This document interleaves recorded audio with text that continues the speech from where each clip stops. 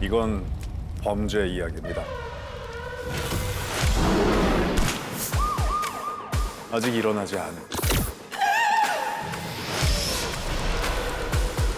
않길 바라는, 막을 수 없는, 막아야 하는. 공상가들의 호스트 화석진입니다. 우리의 공상은 이곳에서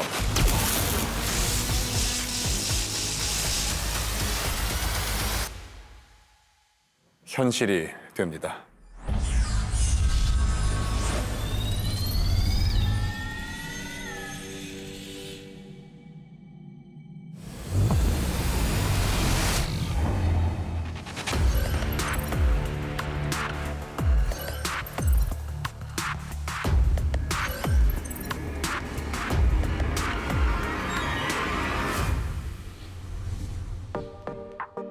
예, 오늘은 미래의 생명에 관한 이야기입니다.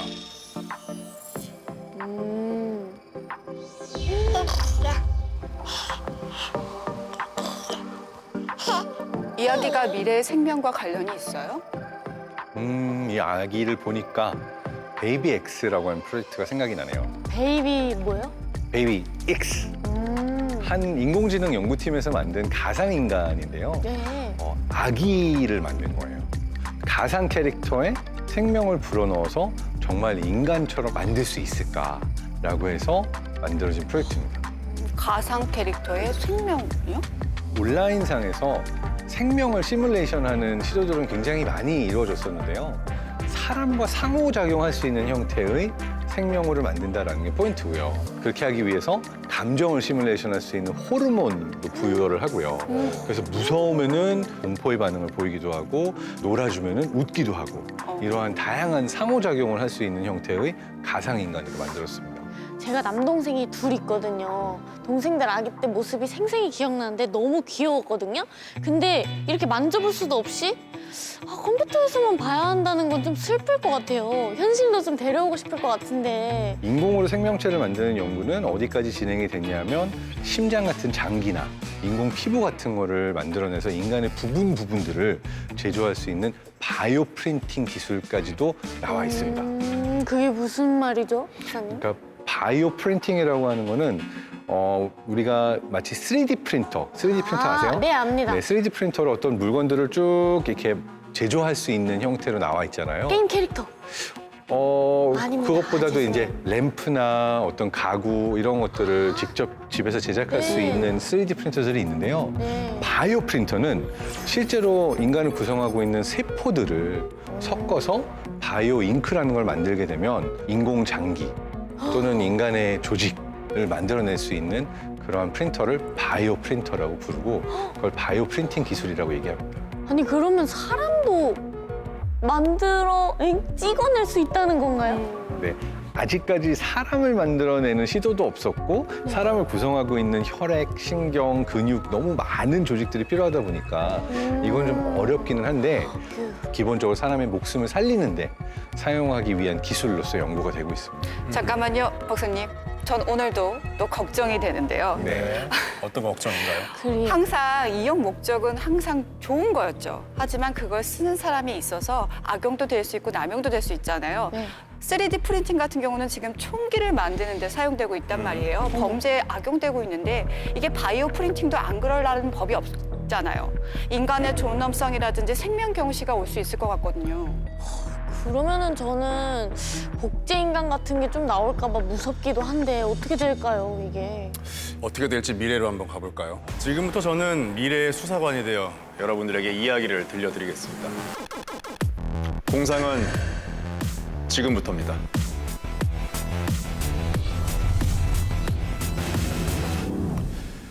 오늘은 조금 특별한 아이에 관한 이야기를 들려드릴까 합니다. 특별한 아이요?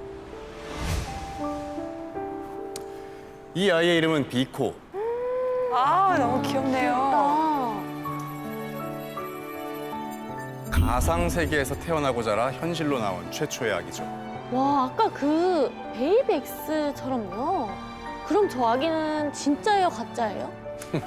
예, 비코는 세상 밖으로 나온 순간부터 그런 논란이 끊이질 않았습니다. 인간의 존엄성 훼손이라는 얘기부터 새로운 번식법이라는 말까지 별의별 이야기가 다 왔습니다. 그런데 왜 이런 아기가 태어나게 된 거예요? 이 인간의 기대 수명이 150세까지 늘어났고 세계 인구는 무려 200억을 넘어섰습니다. 그러다 보니 인구 통제가 엄격한 시대가 돼버렸습니다. 자식을 갖고 싶어도 가질 수 없으니 사람들은 가상 공간에 아이들을 만들어서 키우기 시작했습니다. 일명 버추얼 베이비입니다. 버추얼 베이비는 사용자 정보를 기반으로 무작위로 만들어졌는데 뭐 아직 이 정도로는 게임 캐릭터 이상의 애착이 생기긴 어려웠습니다. 아무래도 그렇겠죠.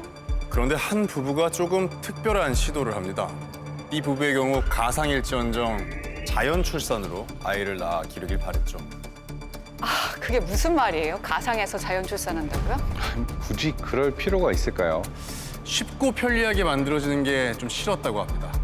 그럴 수 있구나. 그래서 부부는 가상 공간에서 10달의 임신과 분만을 재현합니다. 거기에 각자의 유전자 정보를 조합해서 진짜 현실에서 낳은 것만 같은 버추얼 베이비를 탄생시키죠. 실제로 성장하고 또 학습하는 능력도 있었습니다. 이게 가능했던 건 이 부부가 가상 공간과 인공지능을 설계하는 엔지니어였기 때문이죠.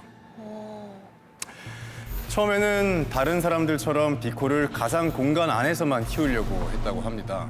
하지만 날이 갈수록 이 비코에 대한 애착이 너무 커졌고 현실에서 비코를 볼 수 없다는 그 사실이 괴로웠다고 하네요. 제 동생들이 온라인에만 있다고 상상하니까 이 부부의 마음을 이해할 것 같아요. 네. 그래서 부부는 오랜 고민 끝에 이 안드로이드 제작사에 접촉해서 한 가지 제안을 합니다. 바로 최초의 인공생명체를 탄생시키는 일에 도전해보지 않겠냐는 것. 쉽게 말해 이 가상의 아이를 현실로 꺼내오겠다는 거죠. 그런 일 불법 아닌가요? 이게 뭐 합법, 불법을 따지기 전에 그럴 수가 없었던 게 그동안은 이런 사례가 한 번도 없었기 때문에 관련 조항 자체가 존재하지 않았습니다. 법의 맹점을 파고들었네요. 그런 셈이죠. 안드로이드 제작사는 제안을 받아들입니다. 어쩌면 인간 아기를 창조하는 게 안드로이드를 만드는 것보다 훨씬 위대한 업적처럼 보였을지도 모르죠. 그런데 가상 세계에 사는 아이를 어떻게 현실로 꺼내오죠? 먼저 이 가상 공간에 만들어진 비코를 기반으로 육체를 만듭니다. 여기에는 바이오 프린팅 기술이 쓰였죠. 두뇌는 안드로이드에 쓰이는 양자 두뇌를 이용해서 그동안 학습하고 성장하면서 쌓였던 모든 데이터를 다운로드 받습니다. 그럼 몸부터 만들고 비코의 기억 같은 걸 머리에 넣었다는 거죠. 생명을 얻게 됐다는 거잖아요. 글쎄요, 이걸 생명이라고 부를 수 있을지 전 잘 모르겠습니다. 그렇게 지금까지 없었던 최초의 존재, 현실의 육신을 가진 버추얼 베이비. 비코가 탄생합니다. 흉내는 잘 냈네요. 귀여워라. 아우, 눈 봐요. 이 과정은 전 세계로 생중계됩니다. 이 부부는 역시나 타인의 인정이 필요했고 안드로이드 제작사는 자신들의 기술적 성과를 드러낼 필요가 있었습니다. 비코의 탄생은 엄청난 충격과 반향을 일으켰습니다. 어딜 가나 비코에 관한 이야기가 화제였습니다. 심지어 팬클럽이 만들어지기도 했고 반면 절대 인간으로 인정할 수 없다는 비판도 이어졌습니다.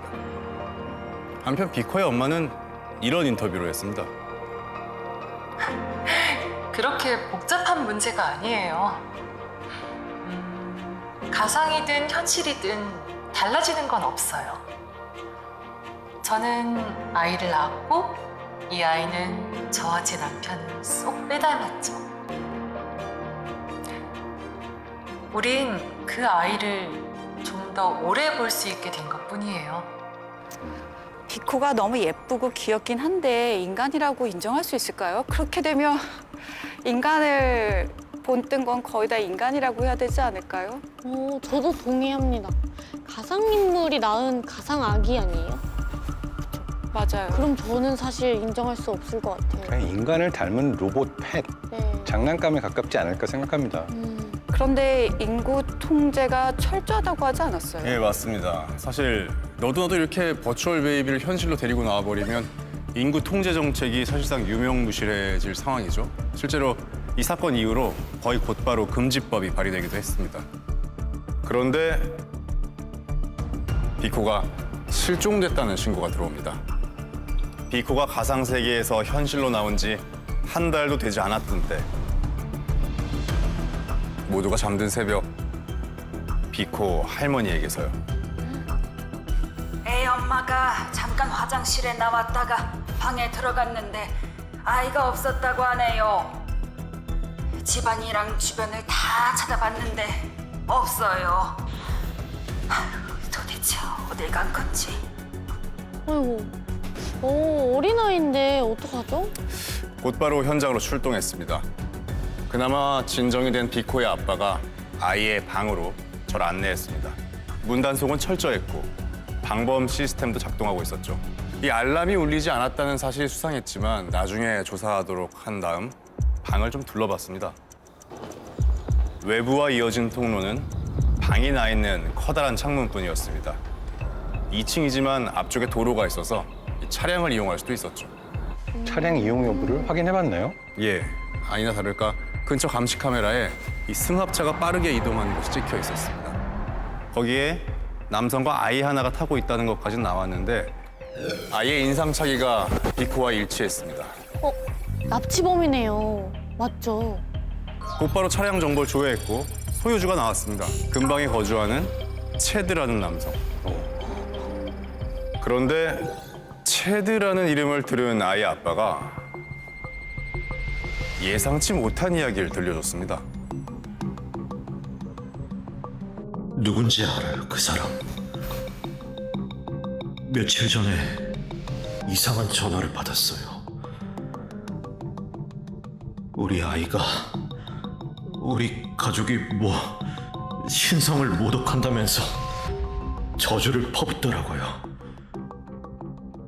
저와 제 아내, 무엇보다 제 아이를 없애버리겠다고 하길래 사람을 시켜서 누군지 알아보게 했는데 체드, 맞아요, 그 이름.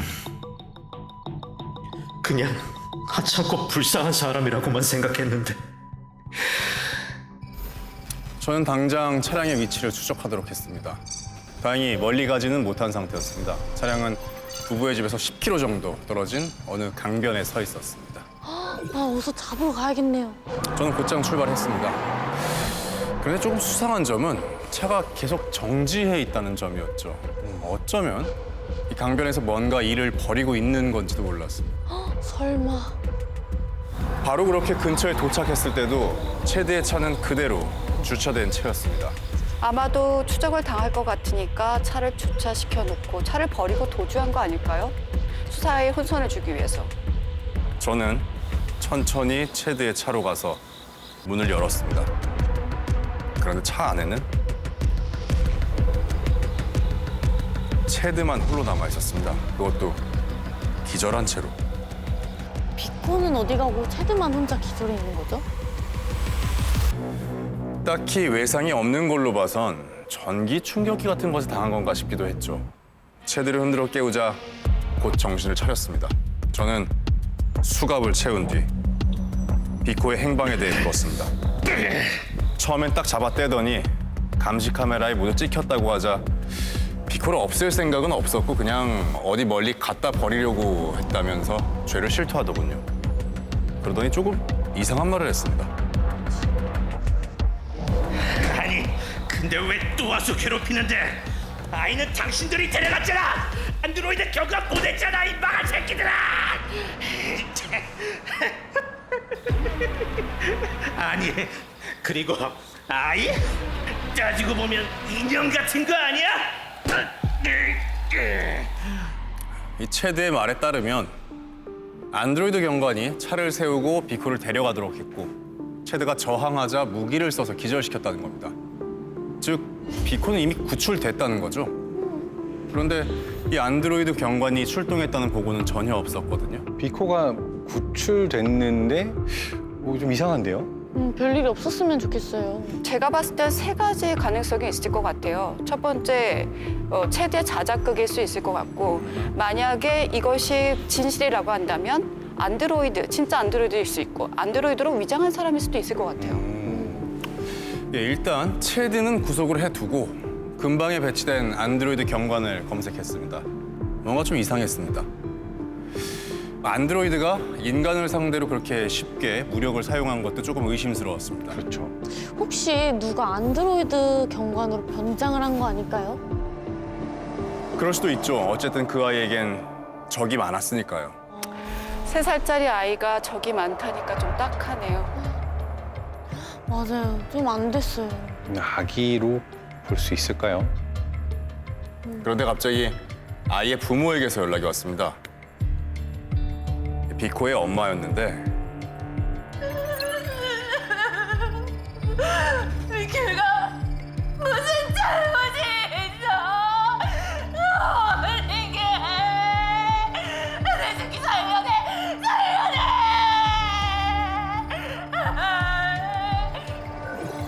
비코는 배양된 육체에 양자두뇌를 탑재한 최초의 사례였죠. 심각한 문제가 있을 경우 대처할 수 있도록 제작사 쪽에서 이 두뇌 활동을 모니터한다고 합니다. 그런데 그쪽에서 연락이 온 거죠. 비코의 두뇌 활동이 완전히 정지했다고. 세상에 나온 지 한 달밖에 안 됐다면서요.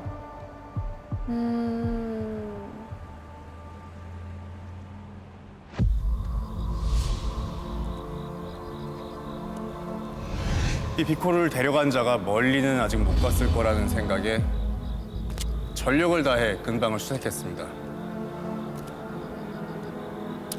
그리고 저는 우거진 풀숲 사이에서 뭔가를 어렴풋이 봤죠.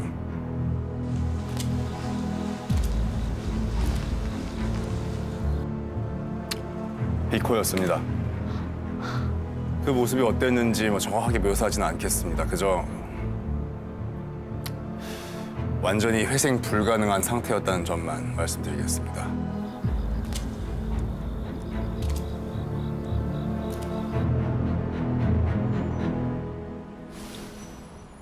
문제는 누가 왜 이런 짓을 저질렀냐는 거죠.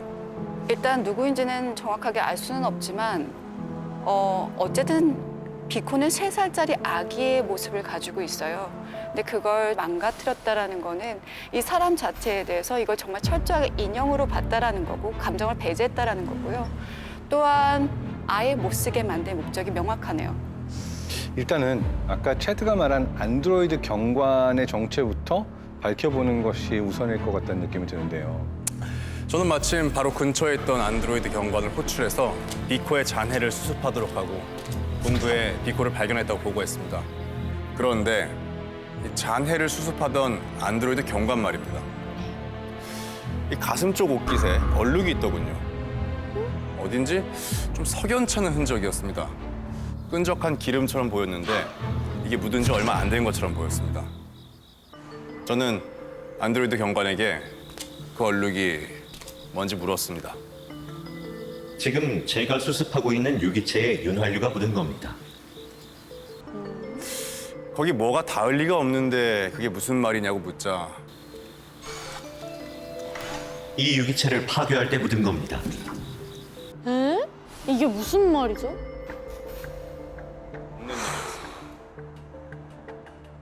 안드로이드가 인간의 아이를 공격하더니 이건 있을 수 없는 일이었죠. 저는 그 자리에서 안드로이드 경관을 체포했습니다. 도대체 이런 일이 왜 벌어진 거예요? 해킹당한 건가요? 조사 결과 이 안드로이드 경관이 체드에게서 비코를 빼앗아 파괴한 것이 사실로 드러났습니다. 안드로이드가 그 행위를 했다는 얘기죠. 안드로이드에게 그 이유를 묻자 이렇게 답했습니다. 그 유기체는 안드로이드도 아니며 인간도 아니었습니다.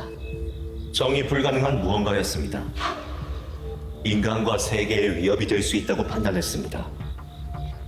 제거하는 쪽이 이롭다는 결론이었습니다.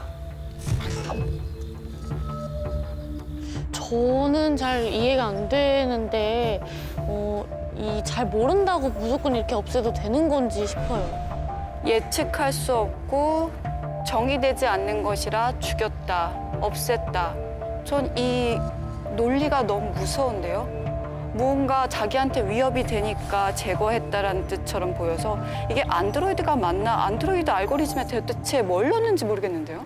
저런 판단을 안드로이드 개체 하나가 과연 할 수 있을까라는 의문이 들고요. 어쨌든 인간으로 보지 않은 것만은 확실한 것 같습니다. 이 시대 안드로이드는 모두 같은 알고리즘으로 작동하면서 실시간으로 연결되고 소통합니다. 마치 거대한 개미 군집과 비슷하죠. 한마디로 이번 사건은 모든 안드로이드가 동의해서 일어난 일이라는 겁니다. 어느 인류학자는 이 사건을 두고 질투라고 표현하기도 했습니다. 인간을 닮아가는 안드로이드가 존재에 대한 위협을 느껴버린 일이라는 겁니다. 비코에겐 인간 부모가 있으니 나중에 진짜 인간 대접을 받고 안드로이드보다 더 나은 지위를 차지할 수 있다는 점을 경계했다는 거죠. 아우, 너무 인간의 입장에서 이야기했고 인공지능을 좀 이해하지 못하는, 제가 볼 때는 인류학자가 한 말에 동의할 수가 없습니다. 근데 저는 저 심리로만 봤을 때는 이해가 되는데요. 인공지능이 인간을 흉내냈지만 인간은 아니잖아요. 그리고 나중에야 밝혀진 진실이 하나 있습니다. 비코의 집에는 완벽한 방범 시스템이 갖춰져 있었죠. 그런데 경보는 울리지 않았고 체드는 쉽게 비코를 납치했습니다. 그게 어떻게 된 거죠? 집안에서 경보 장치를 해제하고 납치를 도와주는 사람이 있었습니다. 바로 처음 신고를 했던 비코의 할머니였습니다. 와. 오늘의 이야기는 여기까지입니다. 와, 아니 솔직히 비코가 무슨 죄인지 모르겠는데 그냥 세상 밖으로 나오게 된 것뿐인데 비코가 사람이든 아니든 간에 이렇게 세상에서 무자비하게 사라져버린 게 저는 좀 너무 안타까운 것 같아요. 전 아까 베이비엑스가 그랬잖아요. 사람한테 반응해서 웃기도 하고 울기도 한다고. 그렇다면 분명히 비코도 그럴 것 같은데요. 3살짜리 아이가 또 혹시 공포를 느끼진 않았을까라는 안타까운 마음도 드네요. 사실 저는 여기에서 우리가 비코를 아기, 인간 아기라고 칭하는 부분에서부터 어떤 오류가 시작됐다라고 생각을 하고 있습니다. 그러니까 인간은 다른 사람이 인간인지 아닌지 일일이 두개골을 열어보고 확인할 수는 없잖아요. 그러니까 인간처럼 생기고 인간이 보이는 반응들을 보이면 뇌는 자동으로 인간이라고 믿게 되어 있어요. 기계나 안드로이드, 인공지능이 탑재된 가상인간의 경우는 인간처럼 보이고 인간을 흉내냈을 뿐 결코 인간은 아닌 거죠. 하지만 이 이야기를 들었을 때 안타까워하고 춘잎처럼 아이가 불쌍하게 여기는 것, 이건 인간의 마음이니까 저희가 느끼는 거는 오히려 그게 더 인간답다라는 생각이 드는 인간의 착각이죠. 그러니까 인간이 해야 되는 건 스스로의 착각을 깨닫는 거라고 생각해요. 이거는 비코가 인간이라고 생각하는 착각입니다. 하변님 어떠셨어요? 저는 감정을 이입하는 거는 충분히 공감이 갑니다. 심지어 한 영화에서는 공에도 감정을 넣어가지고 이렇게 맞아요. 기계가 질투했다? 이런 거는 조금 그 인류학자의 말 같은 경우는 저도 사실 공감은 하기 어렵지만 그런 의견이 있을 수는 있다. 춘님은 네. 질투 때문이나 위협 때문이라고 생각하세요? 뭔가 저는 비코가 세상에 나오게 되고 정부에서 또 이를 금지를 했다 했잖아요. 바로 그때 안드로이드에 심어놓은 그런 프로그램이 비코에 대해서 위협적인 존재라는 그런 설정을 깔아놓은 것 같아요. 그래서 안드로이드도 제거를 하지 않았나. 인간에게 해가 되니까 제거했을 거야가 사실 더 논리적인 설명인 것 같아요. 왜냐하면 인간이라면 나의 이득을 뺏어갈 수 있는, 나에게 해가 될 수 있는 존재는 제거할 수 있는 거잖아요. 그걸 과연 안드로이드가 인간에게 해가 돼서 그걸 제거했을까요? 그럴까요? 제가 봤을 때는 그 누가 심어놓았다니까요. 정부에서 심어놓은 거예요. 그 비코를 싫어하는 정부에서 안드로이드가 비코를 보면 바로 없애거나 그렇게 할 수 있게 해놓은 게 아닐까요? 전 오히려 춘님 의견에 동감해요. 왜 뭔지 설득력 있죠? 네. 둘 다 안드로이드 아니에요? 저는 안드로이드. 아닙니다. 시리아? 네. 네, 저 마지막에 또 할머니가 비코의 납치를 도왔다는 게 저는 조금 의심스러운데 집안이랑 주변을 다 찾아봤는데 없어요. 아니 할머니는 비코를 그러면 손자로 받아들이지를 못한 건가요? 그러니까 이게 참 저는 제일 재밌는 시각이 어떻게 보면 이 전체의 이야기에서 가장 인간적인 인간이라고 그쪽에 서 있는 사람이 할머니라고 생각을 네. 해요. 왜냐하면 가장 인간에 가까운 극단에 서 있는 존재가 가장 만들어진 존재와의 호흡을 통해 이런 사건이 벌어졌다라는 게 되게 아이러니하고 되게 재밌습니다. 어떻게 가장 인간이 가장 로봇과 결탁을 해가지고 이런 일을 저질렀을까? 아, 저는 이제 제가 드라마를 너무 많이 봐서 그런지는 몰라도 나의 자식이 아니어도 이제 같이 지내고 또 키우다 보면 정이 드는 경우가 있잖아요. 그게 결코 인간이 아니더라도. 근데 이제 할머니가 납치를 도와주고 제거 또는 살인까지 갈 수 있다는 걸 알고 있음에도 불구하고 그렇게 문을 열어줬다는 것 자체가 충격과 공포인 것 같아요. 요거를 저는 해석하자면 살인이 아닌 거예요. 할머니 입장에서는 내 아이들, 그러니까 내 자식을 해롭게 할 수 있는 존재를 치워버린 거죠. 그럴 수 있어요. 저도 그럴 수 있다고 생각하지만 방법이 틀렸다고 생각해요. 왜냐하면 나는 니네들이 그러지 않았으면 좋겠다.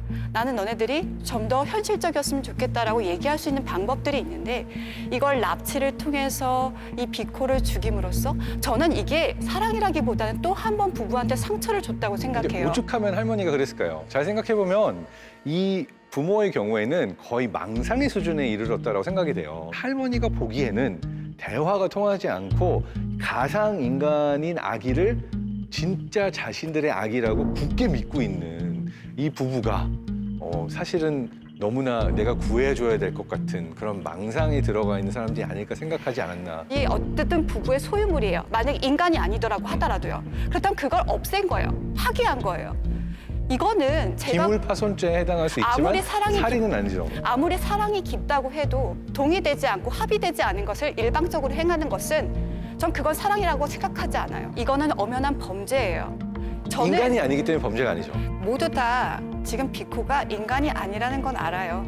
인간이 아니라는 것을 알고 있지만 비코를 대하는 태도가 인간다워야 한다라는 거지 우린 모두 다 비코가 인간이 아니다, 생명체가 아니다라는 인식은 있어요. 저는 인간에게만 인간다운 태도를 보이면 된다고 생각을 해요. 왜냐하면 인간이 아닌 존재에게 인간다운 태도를 강요하게 될 경우에는 내가 비코처럼 귀엽고 사랑스러운 인간의 모습을 한 아기로 사기를 치거나 갈취를 하거나 하게 되면 어떻게 되나요? 이거는 더 큰 문제가 될 수 있기 때문에 다른 인간에게 있어서는 인간다운 태도를 꼭 우리는 가져야 하지만 인간이 아닌 존재에게까지 인간다운 모습들을 늘 견지해야 되는 건 아니라고 생각해요. 제 걱정이 박사님한테 이렇게 옮겨간 것 같은데요? 네, 왜냐하면 가장 많은 종류의 범죄나 사기는 상대방이 믿을 만한 존재라고 생각해서 일어나는 경우가 많잖아요. 감정적 애착을 만들어내서 예를 들어서 돈을 뜯어내기 위해서 일부러 납치를 해가고 너가 이만큼의 돈을 줘야지만 아기를 돌려주겠다라는 형태로 갈취할 수도 있는 거죠. 근데 그거는 사실 하다못해 저희 휴대폰으로 누가 가져간 다음에 얘기할 수도 있는 거라서 그 애착은 충분히 인간이 아닌데도 가질 수 있는 거잖아요. 휴대폰은 새 거 살고 말지 뭐 이럴 수 있지만 그러지 않을 수도 있습니다. 백업을 안 했다 그러면 저 휴대폰이 유일한 온리 원 휴대폰일 수 있는 거죠. 휴대폰에 이렇게 애착이 많으세요? 휴대폰뿐만 아니라 자동차가 됐건 어떤 그런 기계에 분명히 애착 기계가 아니라면 강아지, 고양이 이런 것들 반려견 이런 거에도 그렇게 충분히 인간이 아니지만 애착은 심을 수 있기 때문에 맞아요. 그 애착은 소중하다고 생각해요. 근데 갑자기 내가 자동차를 인간이라고 생각하기 시작해서 야, 우리 아기 다쳐, 건들지 마, 막 이러기 시작하면 사실 이거는 망상의 영역으로 넘어가는 거 아닐까요? 글쎄 그 망상이 큰 어떤 결함이라고 얘기할 수 있을까. 방금 비코의 이야기에서는 부모의 상태가 저는 개인적으로 조금 걱정되는 레벨이었다라고 느껴졌습니다.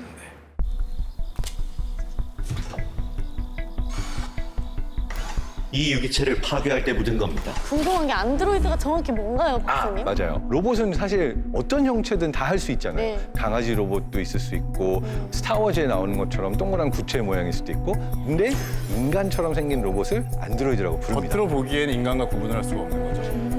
또는 인간처럼 이제 머리, 손발, 피부도. 몸체를 갖고 있는 형태를 갖고 있을 때 안드로이드라고 하는데 이게 이제 근본적인 정의지만 여기서 안드로이드의 정의가 조금씩 왔다 갔다 하기도 해요. 저는 여기서 좀 신기한 게 안드로이드가 질투를 해서 비코를 없앴다고 했잖아요. 근데 안드로이드면 감정을 느끼면 안 되는 거 아닌가요? 로봇이잖아요. 흉내낸 거죠. 근데 인간의 감정을. 흉내를 낸 거구나. 우리는 감정을 알고 있되 느끼지 못하는 걸 현대에서도 알고 있어요. 바로 사이코패스죠. 저게 질투고 저게 기쁨이고 저게 공포고 저게 아픔이라는 것들은 알고 있어요. 하지만 그들은 느끼지 못해요. 그러니까 사람을 해할 수 있고 자기의 목적을 이루기 위해서 모든 수단을 다 동원할 수 있는 거거든요. 사이코패스 말씀이시죠? 네. 그럼 여기서 나오는 안드로이드도 인간이라고 가정을 한다면 사이코패스에 가깝게 비춰진 거네요. 그렇죠. 어떻게 보면 인간의 질투라는 행동 그리고 위협이라는 행동들을 학습을 해서 자기가 그 프로그램으로 인식을 해서 이렇게 비코한테 행하는 게 아닐까. 저는 그렇게 바랍니다. 알고리즘에 의한 질투라는 감정 비슷한 알고리즘으로 인해서 그러니까 그 인류학자가 인간식으로 해석을 해준 거네요. 저는 여기에까지도 또 의문을 제기하고 싶은 게 사이코패스, 일반인 이렇게 칼로 나뉘지 않아요. 그렇기 때문에 사이코패스도 인간이고 인간과 똑같은 감정을 느끼지만 다만 인간이 감정을 느끼는 여러 다양한 종류들 안에서 극단값에 해당하는 케이스가 사이코패스지만 사이코패스는 엄연히 인간이에요. 반면에 이 가상인간 안드로이드의 경우에는 그저 이 인간처럼 보이는 인간이 보이는 감정들을 흉내낸 알고리즘이 탑재되어 있는 존재이기 때문에 이 둘을 헷갈려서는 안 돼요. 여기서 잠깐 이거 한번 골라보세요. 1번 육체 없는 가상에서 태어나 영생하기 대 육체 있는 현실에서 태어나 25세 죽기입니다. 무엇을 선택하시겠어요? 왜냐면 25세라고 하면 25년 동안 정말 경험하고 싶은 모든 걸 다 경험하고 내가 언제 죽는지를 정확히 알잖아요. 그러면은 그때까지 진짜 원 없이 살아야죠. 아니요, 저는 근데 지금 사실 뭘 해야 될지도 모르겠는데 이제 4개월 남았는데요. 25세에 안 죽을 거니까 또는 25세에 죽을 거라는 걸 모르니까 우리는 마치 100년을 살 것처럼 생각하고 살고 있잖아요. 네, 근데 저긴 25세니까 한 살부터 15살까지는 최소 아무것도 못 할 것 같아요, 그냥. 근데 진짜 계속 영상으로 산다고 했을 때는 무언가 무리할 것 같기도 하고 그럴 것 같아요. 이거 지금 할 필요 있나? 막 이런 생각 들 것 같아요. 무슨 일이라도 시간에 쫓기기 때문에 그만큼 가치 있게 써보려고 하는 거잖아요. 거기다 가상이니까 어차피 실제 현실에서 배고픔이나 고통도 신경 쓸 필요가 없다는 얘기잖아요. 의미 없는 것 같아요. 너무 의미 없고 재미없는 삶일 것 같아요.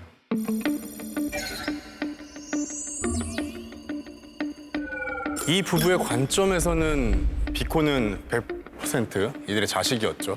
그러니까 부모 자식 관계를 근거로 비코를 사회가 받아들여줄 수는 없었을까요? 그러니까 생물학적으로는 아니지만 일종의 어떤 사회적 인간? 그러니까 그 부부의 자식으로요. 저는 이 부분에 있어서 부부한테는 100% 자식인 건 맞아요. 근데 저 상태에서는 아마 제가 봤을 때는 사회적 합의를 이루지는 못할 거예요. 그렇기 때문에 오히려 저 부부가 되게 오픈해서 언론까지 이용해서 저 상황을 만들었겠죠. 그걸 사회적으로까지 인정받으려고 한다는 건 조금 욕심일 것 같아요. 저도 여기서 부부가 잘못했다는 건 그 안드로이드 개발 업체랑 해가지고 굳이 그걸 뭐랄까 공공으로 알렸다라는 게 좀 문제였던 것 같아요.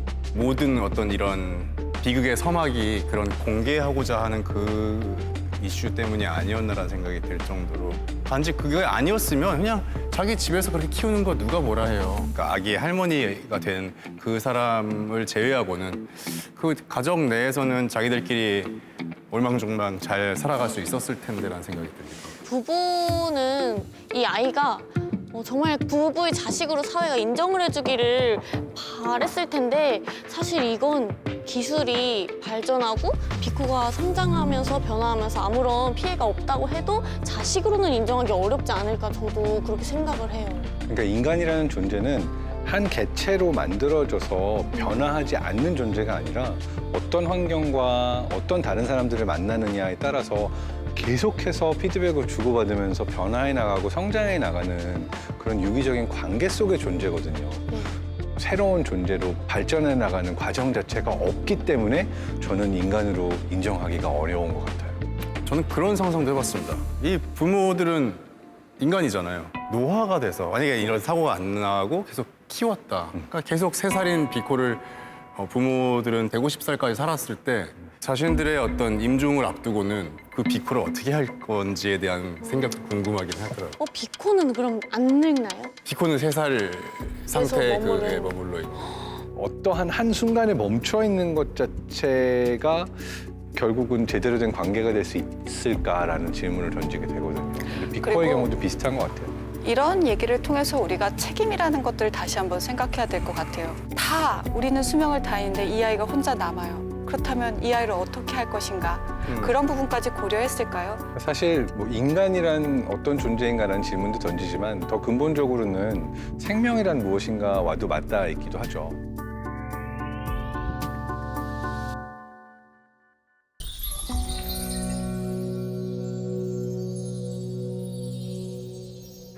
비코는 인간이 아니라고 했으면 그럼 비코랑 인간이 어떤 차이를 가졌길래 뭘 인간이라고 하고 뭘 생명이라고 할지. 생명이란 무엇인가가 궁금합니다. 요 이야기 너무 깊게 들어가기는 어려운 게 생명의 정의가 100가지가 넘어요. 맞아요. 3가지를 가장 일반적으로 정의하는 것 같아요. 하나는 먹고 싸고 대사를 하는 존재. 두 번째는 이제 먹고 싸고 대사를 잘할 수 있는 환경에 가게 되면 더 많은 나랑 비슷한 존재가 있으면 좋겠다 라고 해서 생식을 하죠. 네. 나란 존재를 복제할 수 있는 것 자체가 두 번째. 그리고 세 번째는 그 과정에서 진화라고도 부르지만 다양성이 생겨날 수 있으면 이 3가지를 생명의 특성이라고 하는데요. 문제는 이 3가지만으로 정의를 하면은 되게 많은 것들이 생명에 포함될 수가 있어요. 그래서 이 완벽한 정의가 없다라는 게 되게 어려운 부분 중에 하나고 지금 추님 머릿속에 계속 물음표 왔다 갔다 하지 않아요? 생명이 뭔 것 같아요? 모르겠는데요. 살아있는 게 뭐예요? 사람이죠. 사람과 동물과 그리고 뭐 살아있는 자연, 숨 쉬는 거, 숨 쉬는 생각하는 거. 네. 근데 생명을 정의하는 많은 학자들이 공통적으로 얘기하는 것들이 뭐냐면 분명히 아까 다른 세포들과 분리해서 내가 환경과 독립된 체가 있지만 교류를 한다는 거예요. 나 혼자만이 스스로 존재할 수 없다라는 거예요, 생명체는. 우리는 계속 교류할 수밖에 없는, 그렇기 때문에 생명체인 거죠. 재밌는 게 뭔지 아세요? 이렇게 생명이 뭐야? 살아있다는 게 뭐야? 물어보면 되게 어렵잖아요. 맞아요. 근데 물어보기 전까지는 살아있다는 게 뭔지 난 알고 있는데? 라고 믿고 있잖아요. 이 이유가 우리의 뇌 자체가 기본적으로 살아있는 존재와 살아있지 않은 존재를 본능적으로 구분을 해요. 그래서 예를 들어서 살아있지 않은 물체가 혼자서 움직이면 돌멩이나 뭐 화분 이런 것들이 혼자서 움직일 수가 없는데 저게 움직이면 뭐지? 라고 어떠한 걸 공부하고 정보가 없어도 보게 되는 반면 뭐 고양이가 움직이거나 동물이 움직이거나 새가 와서 앉거나 하는 거에 대해서는 아무렇지도 않게 자연스럽게 느끼거든요. 그래서 이 질문을 하지 않아도 난 알고 있는데 라고 느끼는 거기도 하죠. 되게 어려운 질문에 어려운 답이었습니다. 네.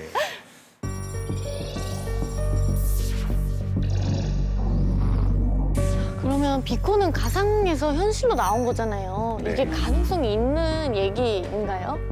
가능성은 있고요. 네. 성공한 케이스 중에는 이제 선천적으로 귀가 굉장히 작아서 정상적인 귀를 가지고 있지 않은 사람에게 이런 바이오 기술을 활용해서 실제 귀의 모양과 비슷하게 자라나게 하는 그러한 실험도 성공을 했거든요.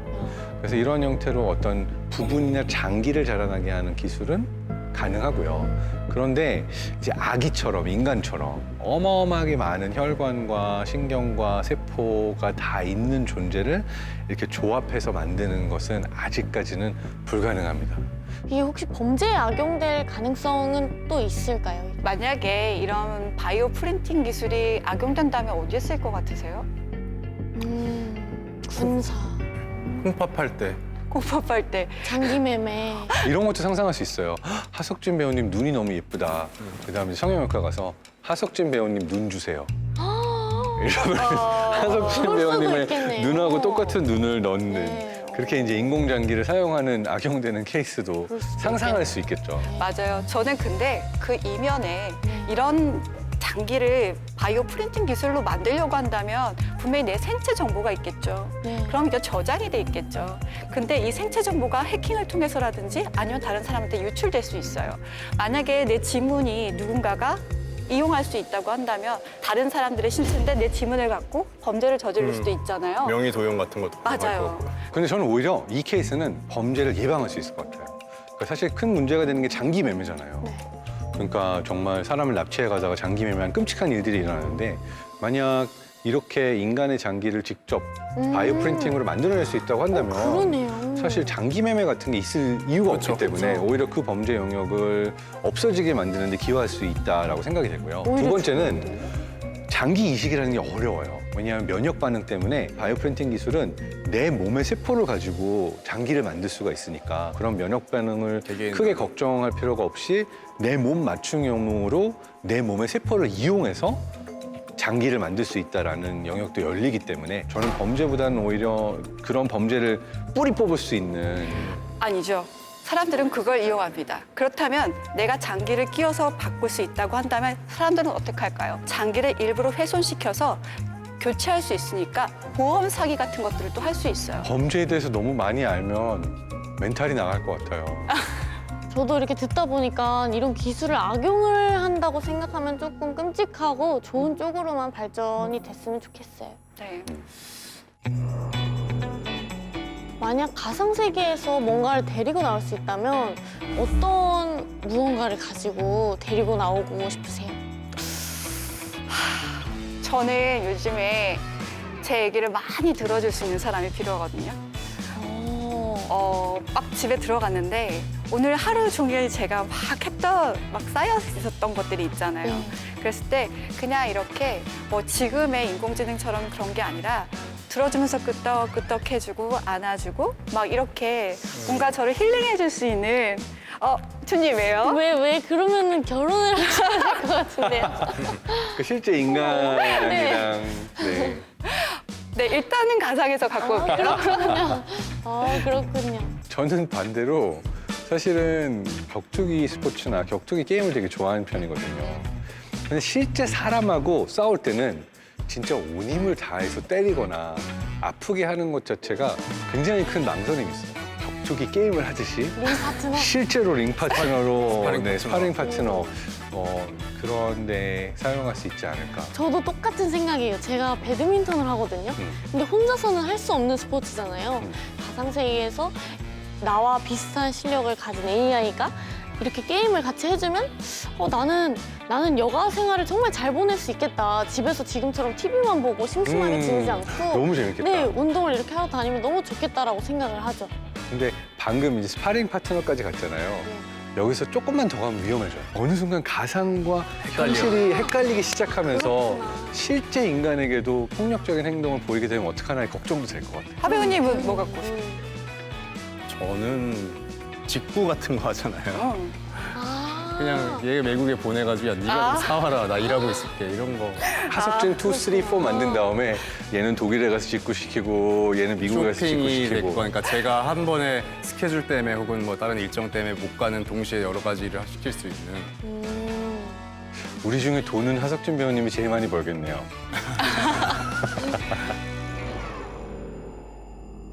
이렇게 평소에는 전혀 하지 않던 이야기를 나누다 보니까 어렵기도 하지만 생각할 거리도 많아지는 것 같아요. 우리가 인간이란 과연 무엇인가 점점 사실 고민을 하게 되잖아요. 내가 뭔가, 나는 누군가, 인간은 뭘까? 어떻게 보면 이런 고민들이 다 쌓여서 내 미래를 만들고 우리 인류의 미래를 만드는 게 아닐까요? 그러니까 인간의 특성 중에 하나가요. 뇌를 많이 쓰고 싶어 하지 않아요. 너무 피곤하기 때문에. 그래서 정말 문제가 닥치기 전까지는 그걸 생각하고 싶어 하지 않죠. 그런 것 같아요. 그렇지만 막상 문제가 정말 터지고 나면 우리 모두가 너무나 괴로워지기 때문에 미리미리 생각해 보는 것이 중요하다고 생각이 되고요. 지금 저희처럼요. 네, 지금 우리처럼. 지금 우리. 사실 저는 평소에 공상을 진짜 많이 하는데 사람들이 이제 말도 안 되는 소리라고 할까 봐 저는 숨겨왔거든요.